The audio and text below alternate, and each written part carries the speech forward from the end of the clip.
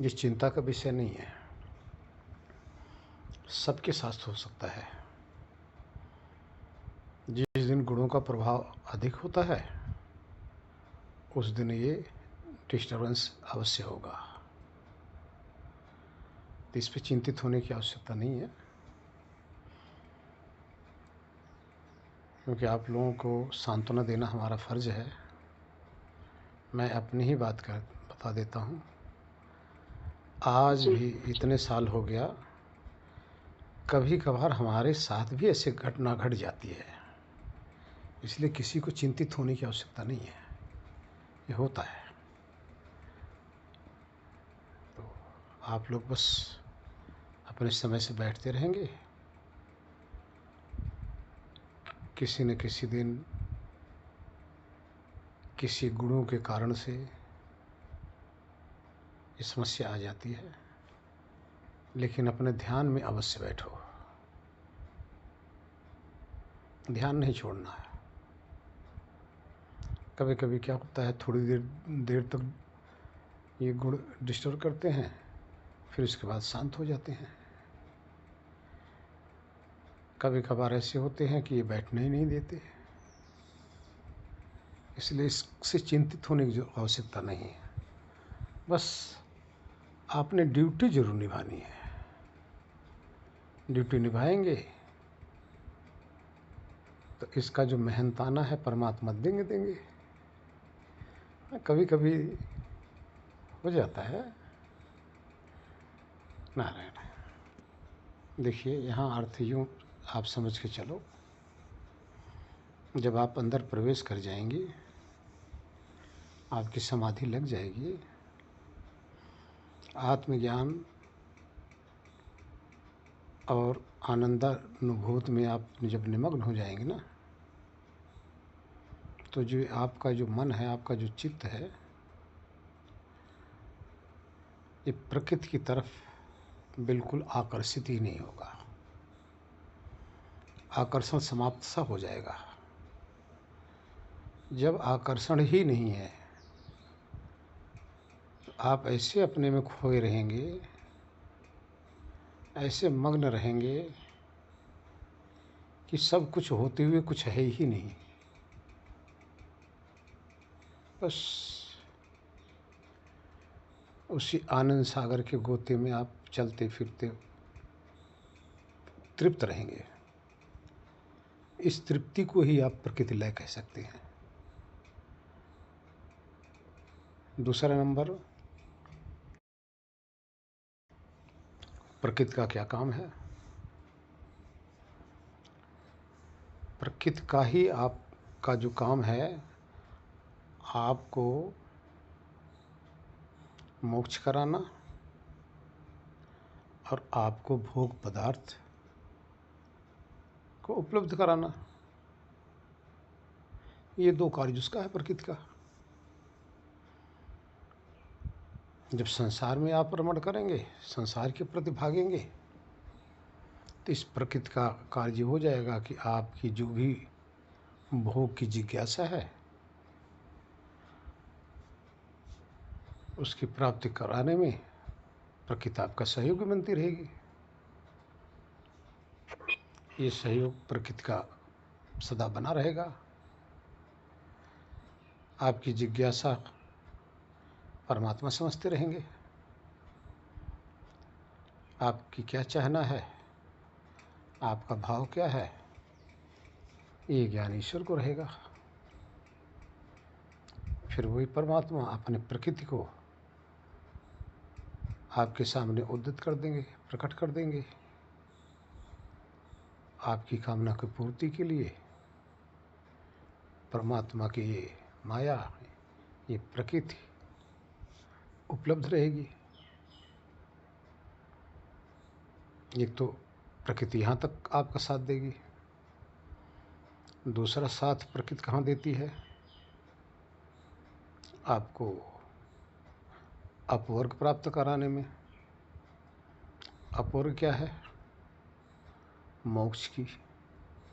मोक्ष क्या है? प्राकृतिक समस्त स्वाद, समस्त कामनाएं प्रकृति के प्रति ध्वस्त हो जाना, समाप्त हो जाना और ब्रह्मानंद में निमग्न हो जाना। जब आप ब्रह्मानंद में निमग्न हो जाएंगे तो वहाँ तो प्रकृति का कोई कार्य ही नहीं है। उसके बाद में इंद्रियों का भी कार्य समाप्त हो जाता है, मन का भी कार्य समाप्त हो जाता है। ये जो प्रकृति है, आपकी इंद्रियां हैं, आपका जो मन है, ये दो सहयोग के लिए परमात्मा ने आपको दिया हुआ है कि आपका सहयोग करें।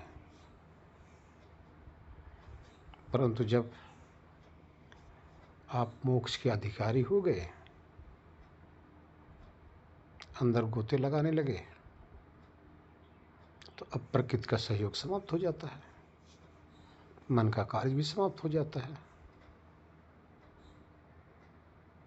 लेकिन जब तक आपका प्रारब्ध रहेगा तब तक फिर भी आपकी प्रारब्ध की समाप्ति तक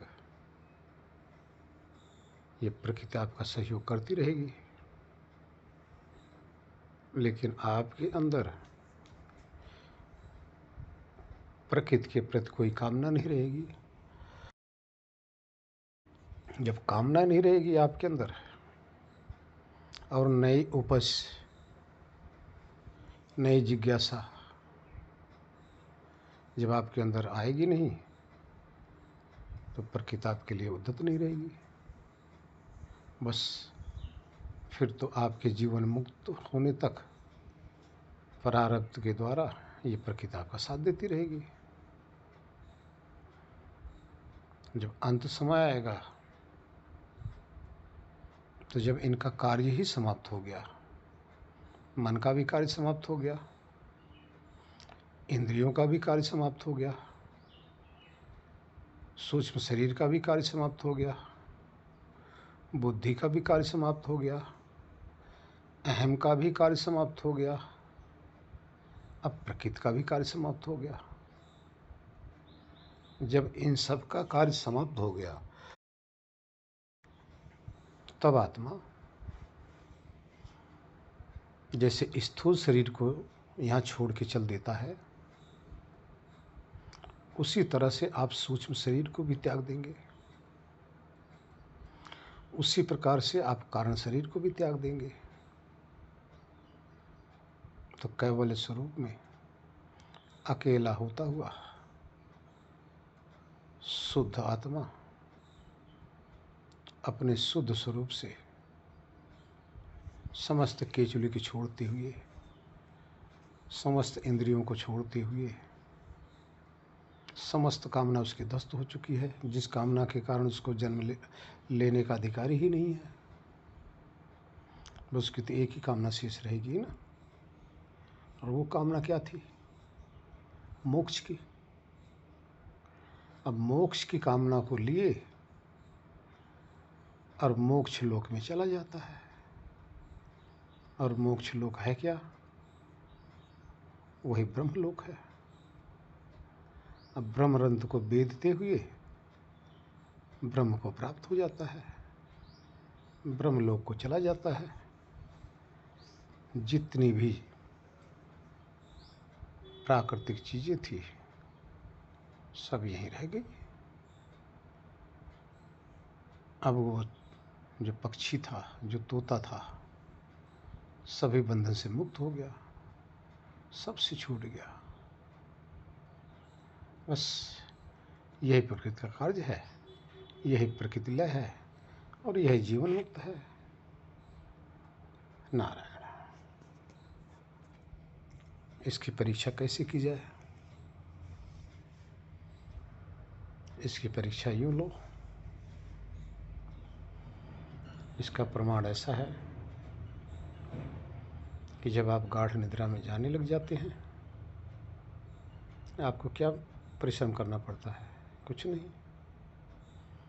निद्रा आई, आपको अपने आप वश में ले ली। क्यों? क्योंकि आपके अंदर कारण बना हुआ है, और कारण ही तो निद्रा है। कारण क्या है? अज्ञानता, नादानी। उस अज्ञानता में आप चले जाते हैं। वहाँ जाने के लिए आपको मेहनत भी नहीं करना पड़ता है, आपको पता नहीं चलता। परंतु यही यदि आप थोड़ा सा भाव के द्वारा, अपने विवेक के द्वारा, अपने परिश्रम के द्वारा समाधि लगा लेते हैं, समाधि में निमग्न रहते हैं, समाधि का पूर्ण आपके पास अभ्यास रह जाता है और वहाँ का पूर्ण संस्कार बन जाता है, तो आप बिस्तर पे जाएंगे तो उस समय आपका कारण क्या रह गया? रीजन क्या रह गया? जिस रीजन से आप निद्रा में जा रहे हैं, अब ये रीजन तो आपका समाप्त हो गया, क्योंकि आत्मा ज्ञानवान हो गया है, सात्विकता में आ गया है।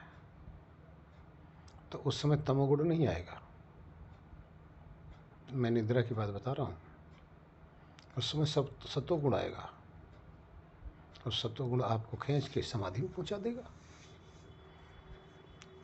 आप कभी सोएंगे नहीं, सोने के लिए आप तरस जाएंगे, आपको नींद कभी आएगी नहीं, क्योंकि आप समझ जाएंगे। उस सत्वगुण के द्वारा आप समाधि में जाएंगे। आप फ्लैट लेटे हैं तब भी समाधि लगी है, आप बैठे हुए हैं तब भी समाधि लगी है, शरीर सो रही है, मन सो रहा है, आपकी समाधि लगी हुई है। अब निद्रा क्यों नहीं आई? क्योंकि कारण को आपने समाप्त कर दिया। कारण आपका कट गया, और कारण से ही कार्य होता है, बिना कारण से कोई कार्य नहीं होता। कारण आपके पास अभी अज्ञान है, इसलिए निद्रा आ रही है। कारण आपका ध्यान हो जाए तो निद्रा चली जाएगी, आप समाधि भी जाया करेंगे, आप सोएंगे नहीं। यही सेम चीज़ मृत्यु काल में आएगा। मृत्यु काल में जब आपका कारण अज्ञान हटा हुआ है, तो आपका जो कारण समाधि का है, ये समाधि का कारण आपको मोक्ष लोक में ले जाएगा, और अज्ञान का कारण आपको मृत्यु लोक में ले जाएगा। अंत समय में भी यही गति होगी, जैसे आज गति आप सबकी हो रही है। समाधिस्थ प्राणी वो सोता नहीं, समाधि में जाता है, और अज्ञानी प्राणी सोता है, वो समाधि में नहीं जाता। दोनों का मार्ग अलग अलग है। सेम यही चीज़ मृत्यु काल में होगा। जो समाधिस्थ प्राणी है वो मोक्ष में जाएगा, जो निद्रा वाले प्राणी हैं गाढ़ निद्रा के अंदर बेहोशी स्थिति में इस सूक्ष्म शरीर के द्वारा बेहोश हुआ अगले जन्म की तैयारी कर लेता है। और योगी पुरुष होश युक्त होते हुए उस ज्ञान के द्वारा ब्रह्मलोक को चला जाता है, ब्रह्मरंध्र को बेचते हुए। बस दोनों की ही स्थिति है। उस स्थिति को आज ही आप परखो, आज ही समझेंगे, बाद में समझने की आवश्यकता नहीं है। पहले भी बताया हूँ कि मोक्ष में गया हुआ आज तक कोई प्राणी आके तो बताया नहीं, और जिंदा कोई गया नहीं, और मरकर कोई बताने आया नहीं। तो क्यों मोक्ष को मान लिया जाता है? इसलिए मान लिया जाता है कि जब आप समाधि की अवस्था में जाते हैं, तभी आप उस अवस्था को, जब ब्रह्मानंद में डूबते हैं, तो इसी अवस्था का नाम मोक्ष है। अब जीते जी आप जब उसमें जा रहे हैं, तो ये टेम्परेरी हो गया आपका। थोड़े समय के लिए जाते हैं, फिर वापस आ जाते हैं प्रकृति के अंदर। लेकिन जब जाएंगे तो परमानेंट चले जाएंगे। अब आप टेम्परेरी आप क्यों जाते हैं? टेम्परेरी जाने का क्या कारण है?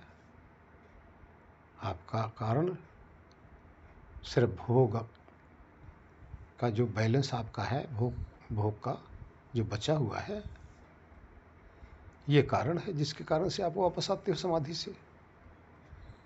अगर भोग का बैलेंस आपके पास ना हो, जो आपके प्रारब्ध ना शेष हों, तो आप समाधि से कभी वापस नहीं आएंगे, फिर परमानेंट आप चले जाएंगे। और यही भोग आपको समाधि से बार बार उठाएगा, भोग भुगाने के लिए। इस शरीर की जो आवश्यकता है, ये देना भी तो भोग ही है। ये देने के लिए आपको आना पड़ेगा।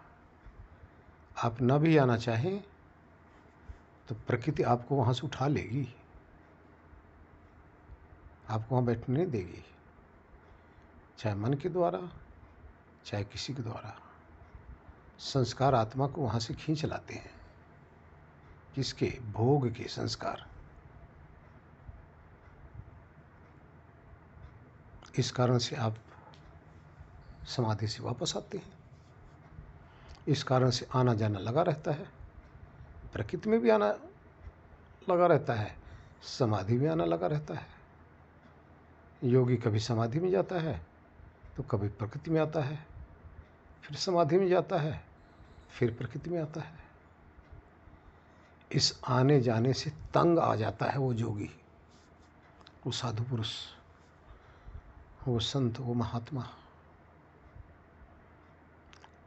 तब उसके अंदर एक ही जिज्ञासा रहती है, शेष रह जाती है। ये जो आना जाना है, ये प्रभु ये छूट जाए, हमें परमानेंट वहाँ ठहरा दो। उस परमानेंट का नाम ही पूर्ण मोक्ष है। तभी तो किसी संत महात्मा ने कहा कि जा मरने से जग डरे, मेरे मन आनंद, अरे मर कर ही तो पाइए पूर्ण परमानंद। पूर्ण परमानंद का अर्थ है परमानेंट उसी आनंद में अवस्थित हो जाए। कौन अवस्थित हो जाए? आत्मा। आत्मा कौन है? आप ही हैं। अभी आप क्या कर रहे हैं? कभी शब्द सुनने में, कभी रस लेने में, कभी वार्तालाप करने में, अर्थात प्रकृति के अंदर अभी आप उलझे भी तो हैं। अब इधर का पलड़ा तो आपका भारी है, उधर का पलड़ा तो आपका बिल्कुल कच्चा है ना। उधर का मार्ग अभी आपने शुरू करना है। जब उधर आप लंबे समय तक बैठेंगे तो आँख खोलेंगे भी तो इस प्रकृति को देखने की जिज्ञासा, इच्छा नहीं रहेगी, समाप्त सी हो जाएगी। तो इसलिए अभी दोनों तरफ हम आप हैं, प्रकृति की तरफ भी और मोक्ष की तरफ भी। अनुभव करते जाओ, बात लंबी हो जाती है। हरिओम। बताया ना, आपका मन सोता है, अंदर होता क्या आपने कभी महसूस किया कि मन की जो वृत्तियां हैं शांत हो जाती हैं बस। और तमोगुण रूप पूर्ण रूप से मन अवस्थित रहता है। यहाँ मन को भी थोड़ा समझ लो आप लोग।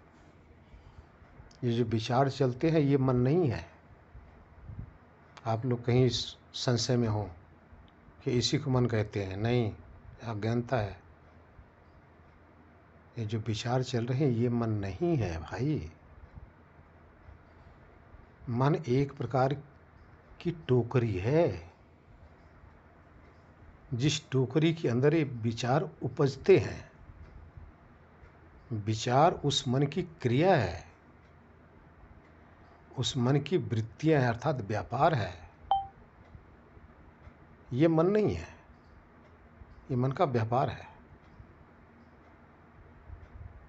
मन तो खाली है जिसके अंदर वृत्तियां नहीं होनी है। आपने वृत्तियों का विनाश करना है, मन का विनाश नहीं करना। मन की वृत्तियों का विनाश करना है। मन की वृत्तियों के कारण से आप भटकते हो, चेतना भटकती है, आत्मा उसके प्रपंच में पड़ती है। वृत्ति ना हो तो मन क्या कर लेगा आपका? मन को तो आपने शून्य करना है। जो शून्य रूप में कभी आप अनुभव किए हो वो मन है। जब आपको कुछ दिखाई नहीं देना, कुछ सुनाई न देना, शब्द रस रूप गंध स्पर्श से 5 प्रकार की वृत्तियां अगर ना आए तब भी मन है। लेकिन ये जो वृत्तियां हैं मन का व्यापार है। आपने व्यापार को बंद करना, मन को नहीं। अब फिर मन 3 गुण में रहता है। अच्छी तरह समझ लो, संशय हटना चाहिए। छोटा भी सभी अगर संशय रहेगा तो आपके लिए नुकसानदायक होगा। जिस समय मन में वृत्तियां नहीं रहती, मन सात्विक स्थिति में रहता है।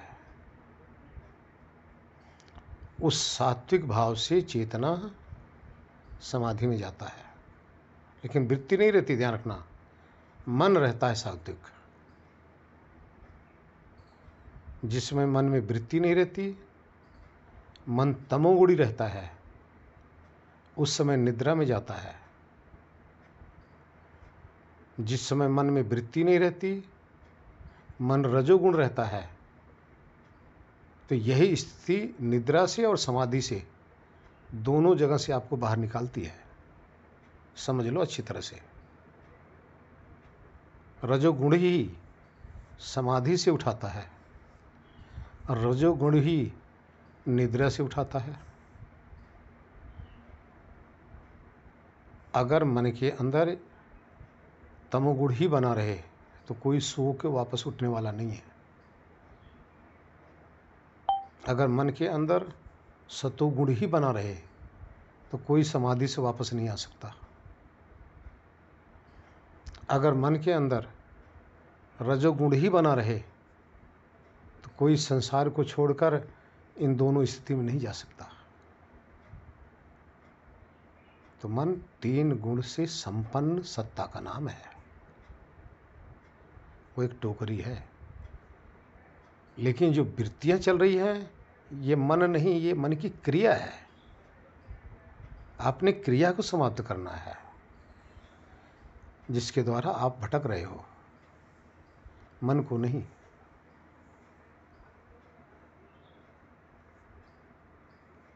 तो इस पे थोड़ा सा बहुत गहराई से अभी आप देखिए, अभी आपके सामने बहुत ज्ञान है, बहुत कुछ है। इतने में अपने आप को संतुष्ट मत हो जाना। जैसे जैसे आप लोगों की स्थिति बनेगी वैसे वैसे आगे हम बताते रहेंगे। यहाँ अहंकार ना आ जाए कि हम तो हो गए पूर्ण, हम तो हो गए बिल्कुल ज्ञानी। नहीं, राजा भर्तृहरि ने इस मन के विषय में भी बहुत कुछ समझाया है। चलो वो बात की बात है। नारायण। हमारा ये सब बताने का तात्पर्य सिर्फ इतना है, साधक जब थोड़ा सा चलता है ना, उसके अंदर एक अहंकार आ जाता है। अहंकार आया नहीं कि आगे आलस भी आ जाता है। वो तो सोचता बस हम तो पूर्ण हो गए, बस जहाँ था जहाँ है वहीं रुक गया। इसलिए ऐसा ना हो, इसलिए हम आप लोगों को एक एक शब्द आप लोगों को सिर्फ ये सब चीज़ों से बचाने का प्रयत्न करते हैं। है बहुत कुछ, जबकि वेदों ने तो परमात्मा को तो नेति नेति कहा कि जितना आपने जाना हुआ है जो भी आपने प्राप्त किया है, नहीं भाई, वेद कहता है नहीं, नेति नेति नेति 3 बार। इसका अर्थ होता है अरे जितना जान लियो इतना ही नहीं है भाई, इतना ही नहीं है, इतना ही नहीं है। 3 बार हमें सावधान करता है वेद। इतना ही नहीं है और चलो, इतना ही नहीं और चलो, इतना ही नहीं और चलो। क्यों? वेद का कहना है कि आत्मा परमात्मा को नाप नहीं सकता। ऐसा अहंकार मत करिए, आपके बस की बात नहीं परमात्मा को नाप लेना। और चलो, जितना चलोगे उतना कम रहेगा। इसलिए थोड़ा सा समझाना फर्ज है। किसी की समझ में आया है तब भी भला, ना आए तब भी भला। नारायण। जब ये वृत्तियां नहीं होती तो उसको स्वयं भी तो बोलते हैं। जब कुछ भी नहीं होता, आपने बोला कि जब कुछ भी नहीं होता तो वो मन है, तो वैसे ये भी सुना है कि जब कुछ भी नहीं होता, मन विचार सारी चीजें जब ठहर जाती हैं तो उसको स्वयं भी बोलते हैं। क्या अंतर है? जिस समय कुछ वृत्तियां नहीं रहती तो स्व की वृत्ति तो उभर रही है ना। उस समय स्व की जो वृत्ति जो उपज हो रही है, स्व का जो भाव बन रहा है, ये कौन है? यही सतोगुण शुद्ध रूप से, यही प्रकृति रूप सतोगुण आत्मा को स्व के भाव में सहायक है। जब ये हट जाएगी तो स्व का भाव भी समाप्त हो जाता है। ध्यान रखना, यहाँ जो स्व का भाव बन रहा है, ये मन की सात्विक जो वृत्ति है, ये आत्मा का सहायक है। लेकिन अभी मन साथी है। जिस समय आपको आनंद की अनुभूति हो रही है, उस आनंद की अनुभूति कराने में ये शुद्ध मन, शुद्ध सात्विक गुण, ये आपका साथी है। अब यहाँ आपकी वृत्तियाँ नहीं हो रही हैं, वृत्तियाँ भटकाती हैं, लेकिन गुण आपको गुणों में लगाता है। अभी ये पूर्ण आत्मज्ञान नहीं है। जब ये सब हट जाती हैं तो आत्मज्ञान और अलग सी चीज़ें हैं, वो आगे बताएंगे। तो ये मन ही समझना चाहिए। इसकी सहायता से आप बोल रहे हो। 4 प्रकार की आपकी वाणी है। ये चारों प्रकार की वाणी इस मन के द्वारा ही निकलती हैं। जो अंदर आप भाव बना रहे हैं, वो जो भाव बना रहे हैं वो इस मन के द्वारा ही बना रहे हैं। इस सात्विक भाव के द्वारा ही आप बना रहे हैं। लेकिन अभी गुण आत्मा के संपर्क में है, क्योंकि जब आत्मा निर्बीज हो जाता है तब ये गुण उसका साथ छोड़ देते हैं। अभी आत्मा सबीज है, बीज के साथ है। बीज का अर्थ है उसके जन्म जन्मांतर के संस्कार उसके अभी साथ हैं। जब तक संस्कार साथ हैं तब तक आपका मन आपके साथ रहेगा। हाँ, इसमें फ़र्क इतना होता है, उस समय शुद्ध मन आपका है और बाहर चलते हैं तो अशुद्ध मन होता है। शुद्ध और अशुद्ध में क्या फ़र्क है? अशुद्ध मन में वृत्तियाँ प्रकट होती हैं और शुद्ध मन में वृत्तियाँ नहीं आती, वृत्ति नहीं आती। शुद्ध मन आपका सिर्फ सहायता करता है। जैसे गुरु आपका सहायता करके आपको रास्ता बताता है, वैसे सात्विक मन भी आपका अंदर गुरु बन जाता है। वही गाइड करता है, वही आपको समाधि तक ले जाता है, वही आपको ब्रह्मानंद में डुबा के वो बाहर खड़ा हो जाता है। उसी से आप हूँ रूप से या मैं रूप से अनुभव करते हो। ये मन है। मन की भी कई अवस्था है। अभी मन के विषय में ज़्यादा हमने विस्तार से आप लोगों को नहीं बताया हुआ है, कभी विस्तार से बताएंगे। नारायण। जो भी, अब यहाँ आपने प्रश्न किया कि जो भी जानने में आ रहा है, किसके जानने में? जो जानन हारा है। जानन हारा को सिर्फ जान लेता है, इससे आगे उसका कोई काम नहीं है। लेकिन उस जानने में कितनी चीज़ें लगी हुई हैं, क्या आपने कभी ध्यान दिया? मान लो अगर प्राणी सामने है, अब आपकी बुद्धि के आधार पर निर्भर करता है कि आप उसमें से क्या जान रही हैं। अब चेतन को आप जान रही हैं या उस शरीर को जान रही हैं,